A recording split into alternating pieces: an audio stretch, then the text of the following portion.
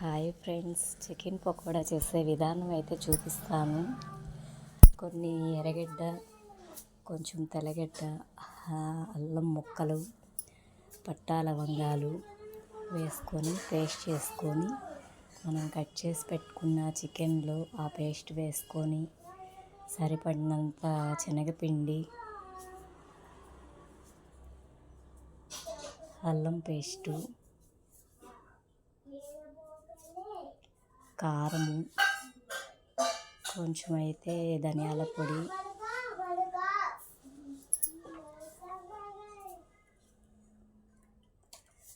Chicken masala కొంచెం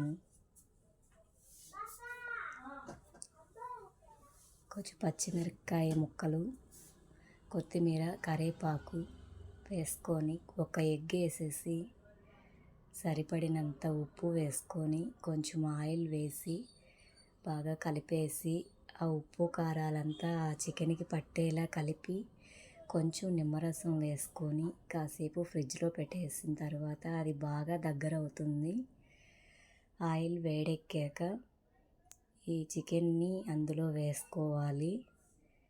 కొంచెం వేగనిచ్చి తీసి కాసేపు పక్కన పెట్టుకొని మళ్ళీ రెండోసారి వేసి డీప్ ఫ్రై చేసుకుంటే చికెన్ పకోడా రెడీ అవుతుంది. నేనైతే మా అమ్మమ్మ గారు ఇలా చెప్పారు, అందువల్ల ఇలాగే చేశాను. మా వారికి కూడా బాగా నచ్చుతుంది. వాళ్ళ అమ్మ అంత టేస్ట్ ఇవ్వలేకపోయినా నేను మా ఆయనకి కమ్మగా చేసి పెట్టాలని మా పిల్లల కోసం ఈ చికెన్ పకోడా రెడీ చేశాను. ఎలా ఉందో చెప్పండి ఫ్రెండ్స్. మీరు ఎలా చేస్తారో నా కామెంట్ బాక్స్లో తెలియజేయండి.